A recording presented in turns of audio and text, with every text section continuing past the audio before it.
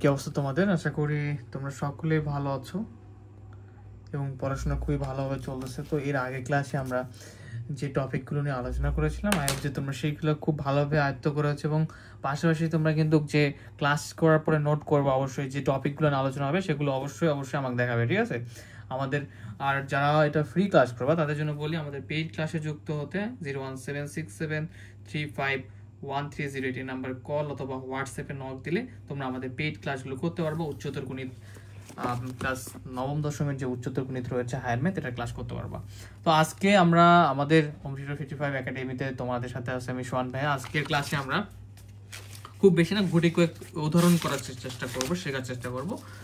আমরা ধীরে ধীরে উদাহরণ শিখবো, এরপরে অনুশীলনী অঙ্কগুলো করব এবং আবার যে বেসিক জিনিসগুলো জানা জরুরি সেগুলো শেখার চেষ্টা করব।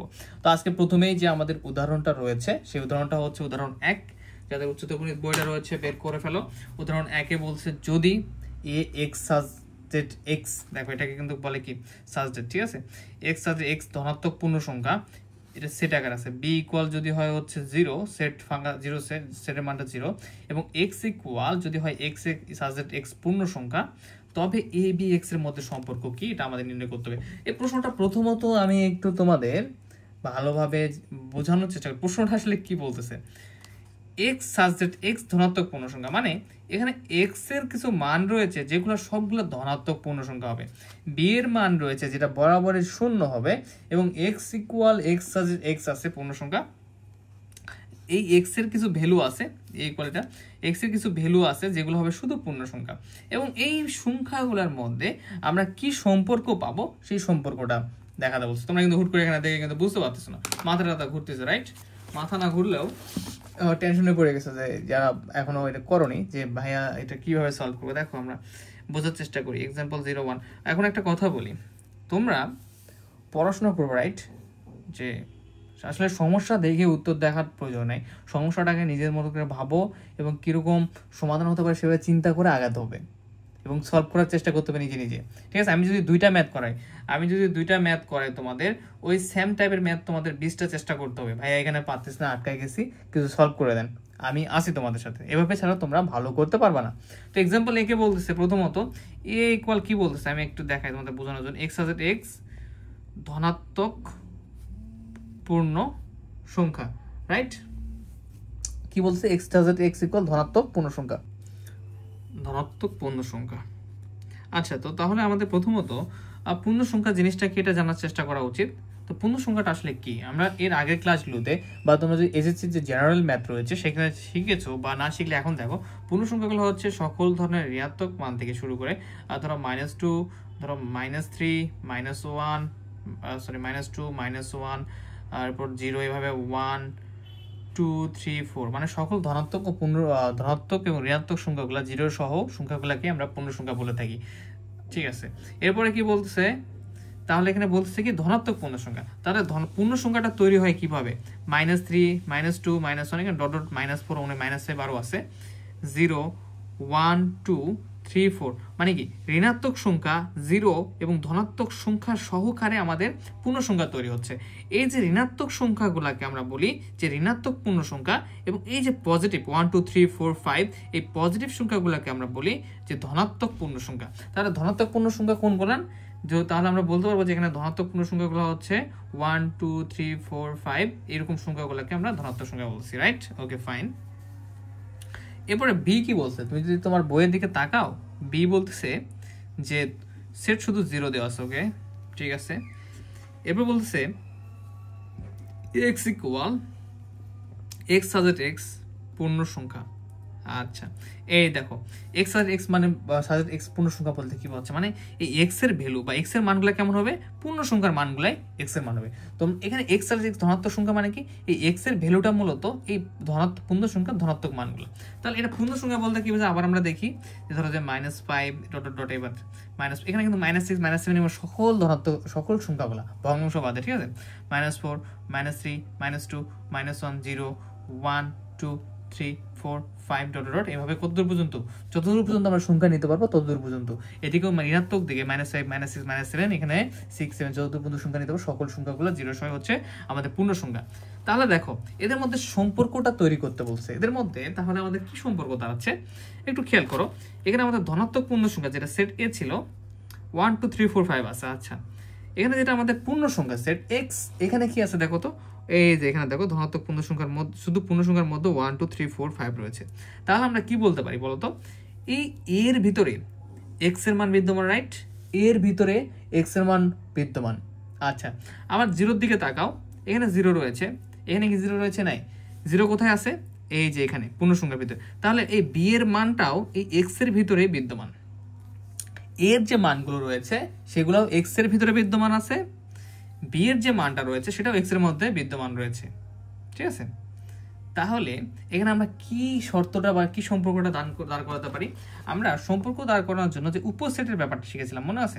ধর এ উপসেট বি, এ উপসেট বি মানে কি, এই বি এর যে উপাদানগুলা তার ভিতরে এর উপাদান রয়েছে, এর যে উপাদান আছে সেগুলা বি এর ভিতরে রয়েছে। ধরো এ যদি হয় 1 2 আর এখানে যদি হয় বি যদি হয় 1 2 3 4, দেখো এই 1 2 3 4 এর মধ্যে এর উপাদান 1 2 কিন্তু আছে, 1 2 3 4 হচ্ছে বি এর উপাদান, কিন্তু এই বি এর ভিতরে কিন্তু এর উপাদান আছে। এর জন্য আমরা বলতে পারি কি এ সাবসেট, এটা কি বল এ সাবসেট বি, এ সাবসেট বি মানে কি এই বি এর উপাদানগুলা এর ভিতরে রয়েছে, বি এর এর উপাদানগুলা বি এর ভিতরে রয়েছে। আমরা কিন্তু উপসেট নিয়ে অনেক আলোচনা করেছিলাম, একটু আরেকটু ক্লিয়ার করে দিই। ধরো যে এর মান হচ্ছে এ বি, ঠিক আছে? ধরো এবি থেকে, এবং হচ্ছে সি এর মান ধরো যে এ বি সি ডি। তাহলে এটাকে আমরা কিভাবে লিখতে পারি বলতো? এ সাবসেট বা উপসেট হচ্ছে এখানে কি লিখতে পারবো আমরা হচ্ছে সি। কেননা তুমি দেখতে পাচ্ছ এই সি এর যে উপাদানগুলা এর ভিতরে এর উপাদানটা রয়েছে, তার মানে এ উপসেট এদিকে দেখো এই ফাঁকা অংশটার দিকে যেটা থাকবে সেটা হচ্ছে তার ভিতরে আমাদের এই ফাঁকা অংশ ব্যতীত যে অংশটা রয়েছে এর ভিতরে এই ফাঁকা অংশের যে অংশটা এখানে সি রয়েছে সি এর ভিতরে এর মানগুলো বিদ্যমান রয়েছে, ঠিক আছে? তার মানে এ পাশে যেটা থাকবে সেই মানগুলা এ পাশে যে অংশটা থাকবে তার মধ্যে বিদ্যমান থাকবে। তাহলে দেখো এখানে এর যে মানগুলা সেগুলা কার ভিতরে বিদ্যমান রয়েছে? এর মানগুলা এই এক্স এর যে পূর্ণ সংখ্যার মান তার ভিতরে রয়েছে। তাহলে আমরা কি লিখতে পারবো? এ সাবসেট এক্স। বুঝতে পেরেছো তো নাকি? যে এর মানগুলা যেহেতু এক্স এর ভিতরেও রয়েছে তাহলে আমরা লিখতে পারি এ সাবসেট এক্স, মানে এর হচ্ছে এক্স এর উপসেট হচ্ছে এ, এক্স এর উপসেট কে? এ। আচ্ছা তাহলে এখন বি এর জিরো মানটাও তো এক্স এর ভিতরে রয়েছে, তাহলে আমরা বি এর জিরো মানটাও এক্স এর ভিতরে রয়েছে। দেখো তাহলে কি লিখতে পারবো? বি সাবসেট এক্স, এক্স এর ভিতরে যে মান রয়েছে তার ভিতরে এই বি এর মানও রয়েছে।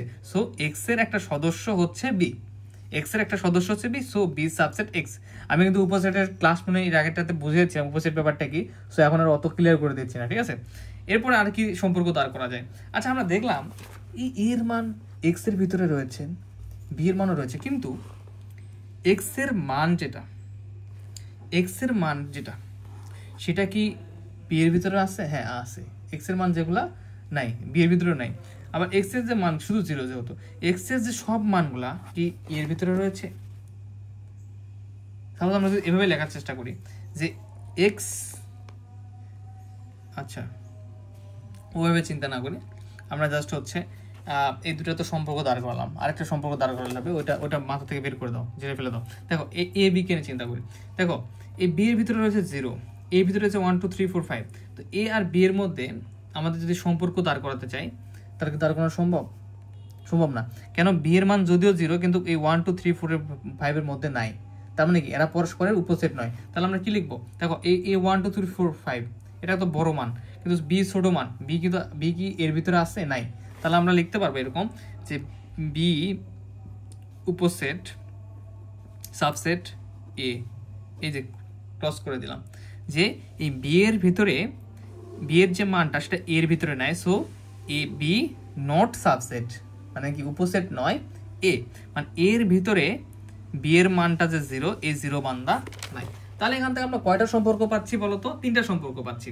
তাহলে প্রথমে উদাহরণে দেওয়া ছিল যে ব্যাপারগুলো, সেগুলো নিয়ে আমরা আলোচনা করলাম যে x সাজেট x ধনাত্মক পূর্ণ সংখ্যা বলতে কি বোঝাচ্ছে? ধনাত্মক মানগুলো বোঝাচ্ছে 4 5 6 6, b মানে 0, আর x মানে কি? শুধু পূর্ণ সংখ্যা, মানে ঋণাত্মক থেকে পজিটিভ পর্যন্ত। এখন এদের মধ্যে সম্পর্ক তৈরি করতে গিয়ে দেখলাম যে এর উপাদানগুলো x এর ভিতরে রয়েছে। তো আমরা উপসেটের সংজ্ঞা হতে যেটা জানি, উপসেট সম্পর্কে যে ধারণা পাই, তাহলে আমরা যেহেতু এর উপাদানগুলো x এর ভিতরে রয়েছে, তাহলে a উপসেট a সাবসেট x লিখতে পারবো।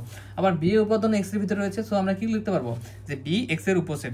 কিন্তু এখন দেখা যাচ্ছে a b এর মধ্যে যখন সম্পর্ক তৈরি করতে যাচ্ছি, b এর উপাদান যেটা 0 সেটা কিন্তু এর ভিতরে নাই, তাহলে b নট সাবসেট a, এর উপাদানটা দেখো না এর ভিতরে।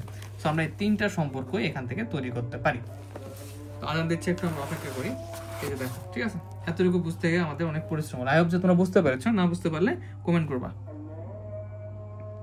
ফাইন। তো এখন আমরা আরেকটা উদাহরণে যাওয়ার চেষ্টা করব, যে উদাহরণটাও আমাদের খুব সহজে আমরা শিখতে পারবো ইনশাআল্লাহ। এই উদাহরণে বলতেছে যদি x সাজেট x বাস্তব সংখ্যা এবং x স্কয়ার লেস দেন 0 হয়, তাহলে একটি ফাঁকা সেট। এটা একটা ফাঁকা সেট, কেননা কোনো বাস্তব সংখ্যার বর্গ ঋণাত্মক নয়। তো আমরা এটা আসলে কোন পর্যায়ে রয়েছে? একদম বেসিক পর্যায়ে রয়েছি।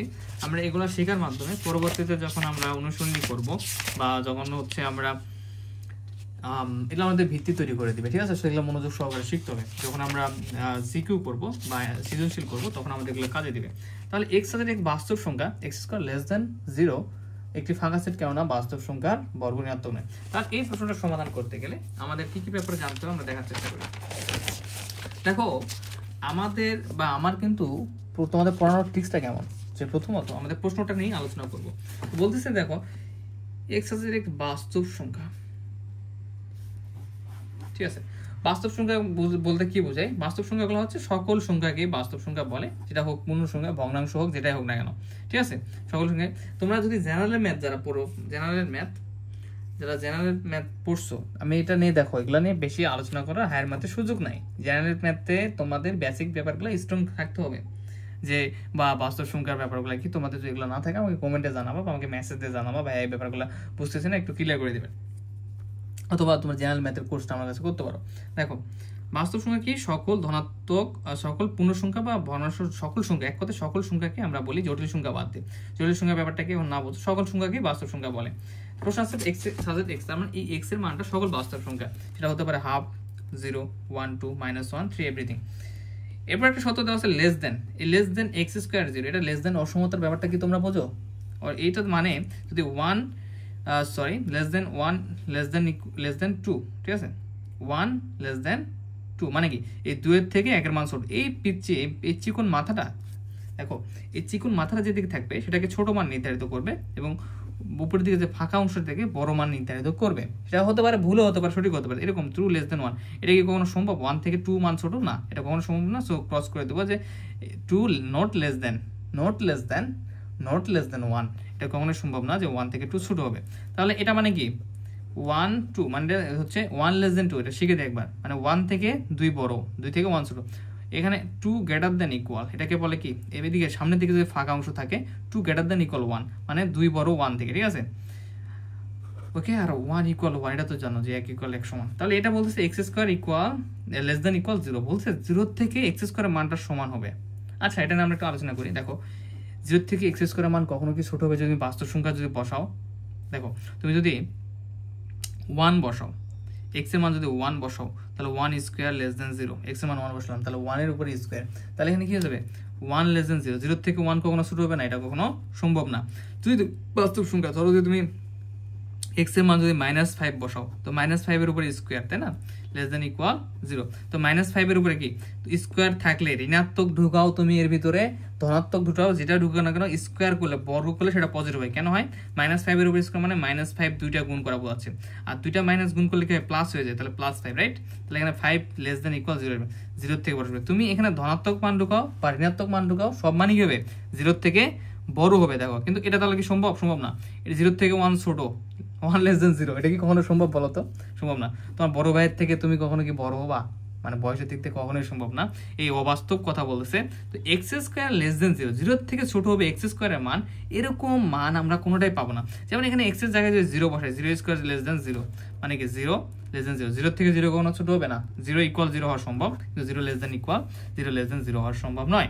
তাহলে এখানে কি দাঁড়াচ্ছে বলতো, তুমি এক্স স্কোয়ার লেস দেন 0 এটা কি কখনো সম্ভব না। কেননা এখানে তুমি আর যে মানই বসাও পৃথিবীর, সেটা কি হবে 0 থেকে অবশ্যই কি হবে, 0 থেকে অবশ্যই বড় হবে, কিন্তু 0 থেকে ছোট হবে না। তার মানে এখানে আমাদের কোনো মান একটা যে সঠিক মান পাওয়া সম্ভব না, যার ফলে এখানে আমরা কোনো মানই পাবো না যে মানটা আমরা অ্যাপ্রুভ করতে পারবো, কেন 0 থেকে x এর মান কখনো ছোট না। সো এটা আমরা বলে দেবো কোনো মানই পাওয়া যাচ্ছে না, এটা হচ্ছে ফাঁকা সেট। এখানে বলে দিচ্ছে যে x এর বাস্তব সংখ্যা x স্কয়ার লেস দেন 0 একটি ফাঁকা সেট, কেননা কোনো বাস্তব সংখ্যার বর্গ ঋণাত্মক হতে পারে না। সবসময় কি হবে, 0 থেকে ছোট মানে কি ঋণাত্মক মান আসতে হবে, -1 -2 -3। সো আমাদের এটা কি, আমাদের সবসময় যেহেতু ধনাত্মক মান আসবে, সো এটা আমাদের ফাঁকা সেট, কখনোই ঋণাত্মক মান আসবে না। এই ব্যাপারটা আমি বুঝে দিলাম জাস্ট, যে 0 থেকে ছোট ঋণাত্মক মান কখনোই আসবে না। আচ্ছা, এখন দেখো এক্সাম্পল 3 বলছে যে এফ ইকুয়াল এক্স সাজেট এক্স 2014 সাল পর্যন্ত ফুটবলের বিশ্বকাপ বিজয়ী আফ্রিকার দেশে একটি ফাঁকা সেট, কারণ আফ্রিকার কোনো দেশই 2014 সাল পর্যন্ত ফুটবলের বিশ্বকাপ জয় করতে পারেনি। তো এটা দেখো, এখানে শর্ত দেওয়া আছে যে এক্স এর মানটা হবে 2014 সাল পর্যন্ত ফুটবলের বিশ্বকাপ জয়ী হচ্ছে আফ্রিকার দেশের কথা হচ্ছে আমাদের এখানে সেটে বলে দেওয়া আছে, কিন্তু এই সেটে হচ্ছে আফ্রিকা হচ্ছে কখনো ফুটবল বিশ্বকাপ আর কি জয়ী হতে পারে নাই। সো এই সেটটা আমাদের কি রং সেট, আর রং সেট হওয়ার কারণে এটা কখনো আমাদের কি অ্যাপ্রুভই হবে না, রাইট। তো এর জন্য আমাদের এটাও গ্রহণযোগ্য না, এটাও একটা ফাঁকা সেট আসবে। কেননা আমরা যেমন একটু আগে দেখলাম যে x square less than equal 0 এটা কখনো সম্ভব না, যার মানে কোনো মানই আসবে না, এটা ফাঁকা সেট। ঠিক তেমনভাবে যেহেতু আফ্রিকা কোনো বিশ্বকাপই জিতেনি, সো এখন বিশ্বকাপ জয়ী দল হিসেবে কিন্তু আমরা আফ্রিকাকে কখনোই গ্রহণযোগ্য বা নিতে পারবো না। এর ফলে আমাদের কি, যে এটাও আমাদের ফাঁকা সেট, যেহেতু মান আসতেছে না, সো এটা আমাদের ফাঁকা সেট। আচ্ছা, এর পরের যে এক্সাম্পলটা আছে আমাদের, যে এক্সাম্পল 4 আছে, এক্সাম্পল 4 এ আমরা এখানে দেখতে পাচ্ছি যে এ বি এই দুইটা সেট দেওয়া আছে এবং হলে এ অন্তর বি। তো আমরা অন্তর সেট বা সেটের অন্তর সম্পর্কে কিন্তু ইতিমধ্যে বেসিক ব্যাপারটা জেনেছি, যে সেটের অন্তর কাকে বলে, রাইট, বা অন্তরটা সেটের অন্তর কিভাবে কাজ করে, বা তোমরা জেনারেল ম্যাথেও শিখেছো। তো এখানে আমাদের এ যে সেটের মানগুলো দেওয়া আছে, সেখান থেকে বি এর মানগুলোকে আমাদের অন্তর করতে হবে বা এ মাইনাস বি করতে হবে। তারপরে তোমাদের একটু হালকা আমি বেসিকটা দেখাই দিই যে আসলে সেটের অন্তর ব্যাপারটা কি। তো আমাদের প্রশ্নটা আগে আমরা বোঝার চেষ্টা করি, যে প্রশ্নে বলতেছে যে হচ্ছে এটাকে এক্সাম্পল নাম্বার আমাদের হচ্ছে 8, যে প্রশ্নে বলতেছে a ইকুয়াল 0 1 2 3 4 5 6 7 8 9 আছে, রাইট। এবং আমাদের এখানে b ইকুয়াল আছে কি 0 2 4 6 8 10। তো এখানে অন্তর করার সময় আমাদের কিছু ব্যাপার খেয়াল রাখতে হবে। যেমন তুমি যদি a থেকে b এর মানটা অন্তর করো, তখন তোমাকে যে ব্যাপারটা খেয়াল রাখতে হবে যে এখানে কমন মান কোনগুলা, সেগুলো প্রথমে বাদ দিতে হবে। এ থেকে যদি তুমি বি মানে মাইনাস করতে চাও বা অন্তর করতে চাও সেক্ষেত্রে, তো এখানে দেখতে পাচ্ছ 0 আছে, রাইট, দেখো এখানে তাকাও 0। এরপর যদি এখানে তুমি দেখো 2 আছে, এখানেও 2 আছে, এরপরে এখানে 4 আছে, এখানেও 4 আছে, এখানে 6 আছে, এখানেও 6 আছে, এখানে 8 আছে, এখানেও 8 আছে। তাহলে তুমি প্রথমেই বি সেট থেকে এই মানগুলা বাদ দিবা, মানে বি সেটের সাথে যে মানগুলা মিল হচ্ছে এ সেট থেকে বাদ দিবা। তাহলে আমাদের থাকতেছে কি কি এখানে 1 3 5, এরপর কত থাকতেছে 7, ঠিক আছে। তো এরপর আমাদের কত থাকতেছে 9। তো দেখো এখানে একটা 10 আছে, তুমি এখন বলতে পারো ভাই এতে 10 কি দোষ করলো, 10 তো হচ্ছে আমাদের এর ভিতরে নাই, শুধু 9 পর্যন্ত আছে। তাহলে এখানে কি দাঁড়াচ্ছে, আমরা যে প্রথমত যেগুলা কমন মানে বি এর ভিতরে যেগুলো আছে সেগুলো তো আমরা যার থেকে বিয়োগ করব, এ থেকে বি হচ্ছে বিয়োগ করতেছি বা অন্তর করতেছি। তো বি এর মানগুলো যেগুলো আছে সেগুলো এ থেকে প্রথমে বাদ হবে, হওয়ার পরে বি এর যদি এক্সট্রা মানও থাকে সেগুলাকে আমরা নিব না, শুধু এর ভিতরে বি এর কমন মানগুলো বাদ দিয়ে এর ভিতরে যে মানগুলো থাকবে আমরা শুধু সেগুলো নিতে পারবো। আরো সহজভাবে যদি বলার চেষ্টা করি, এ ইকুয়াল মনে করো যে 1 2 3 আছে, আর বিতে আছে মনে করো শুধু 2, ঠিক আছে। তাহলে তুমি হচ্ছে মনে করো 1 2 5 আছে, ঠিক আছে। তাহলে তুমি এখানে বি এ অন্তর বি কিভাবে করবা বলো তো। তো এখানে এর কমন মান তুমি দেখতে পাচ্ছ 1 এবং 2, রাইট, 1 এবং 2 দেখতে পাচ্ছ, এবং তাহলে আমাদের থাকতেছে কি এতে 3, তোমার এটাই অ্যান্সার। এই 5 এক্সট্রা আছে, এখানে তোমার কোনো চিন্তাই করতে হবে না, মানে শুধু যেগুলো কমন তুমি সেগুলা বাদ দিবা, দিয়ে যে সেট থেকে বাদ দিচ্ছ এ থেকে বি বাদ দিচ্ছ, কমনটা বাদ দিয়ে যেটা থাকবে শুধু তুমি সেটাই নিবা, তাহলে তোমার কাজ শেষ। এখন এখানে আরেকটা তুমি কথা বলতে পারো, ভাই বি অন্তর এ করলে কেমন দেখাবে। যদি বি থেকে যদি তুমি এ অন্তর করো, তো আমাদের বি এর মানটা কি ছিল, এর মানটা ছিল 1 2 3, আর বি এর মানটা ছিল আমাদের 1 2 5, রাইট? তো এখানে দেখো বি থেকে যদি এ অন্তর করো, তখন তুমি এ থেকে বি এর মানটা বাদ দিতে হবে। তখন দেখো এখানে আছে কি 1, এখানে 1 2 2, দেখো তখন বি থেকে যখন এ অন্তর করবা, তখন তুমি 1 2 বাদ দিলে শুধু বি তে কি থাকতেছে 5, তখন তুমি শুধু 5 নিতে পারবা। কিন্তু দেখো তখন কিন্তু এই 3টা কিন্তু আমরা নিচ্ছি না, কারণ বি থেকে এ বাদ দিচ্ছি, মানে এর ভিতরে যে কমন মানগুলো বি এর সাথে সেগুলো তো বাদ যাবেই, যাওয়ার পরে এতে যদি এক্সট্রা মানও থাকে সেগুলো আমরা নেব না, সেগুলো আমাদের নেওয়ার কোনো দরকার নেই, বিতে যেটা এক্সট্রা থাকবে সেটা আমাদের অ্যান্সার। তো আমাদের যেটা বেসিক ক্লাসে আমরা এগুলো শিখেছি, এবং বেসিক ক্লাস যদি আরও লাগে দেওয়া হবে। তো আজকে এই কয়েকটা উদাহরণই থাকুক, এই কয়েকটা উদাহরণই তোমার প্র্যাকটিস করো, এবং সাথে সাথে যে এগুলো এক্সাম্পল আছে, আমি যদি 2-3টা উদাহরণ করাই, তোমাদের কিন্তু 10-15টা উদাহরণ করা দরকার, নিজে নিজে চেষ্টা করা দরকার, তাছাড়া তোমরা আগাতে পারবে না। এবং সাথে সাথে তোমাদের যে মূল বই বা গাইড বই থেকে সিকিউ করার চেষ্টা করবো, আর আমিও করাবো ইনশাল্লাহ, সমস্যা নেই। তো ঠিক আছে, নেক্সট ক্লাস পর্যন্ত সকলে ভালো থাকো, সুস্থ থাকো, আর অবশ্যই কমেন্ট করবা তোমরা যে বুঝতে পারলা কিনা, ঠিক আছে? আর হচ্ছে বন্ধু বান্ধবদেরকে জানাবা যে ক্লাসের কথা, যে ক্লাস করতে চাইলে অ্যাড করে নেবা, ঠিক আছে? সে পর্যন্তই, সকলে ভালো থাকো, সুস্থ থাকো, ধন্যবাদ।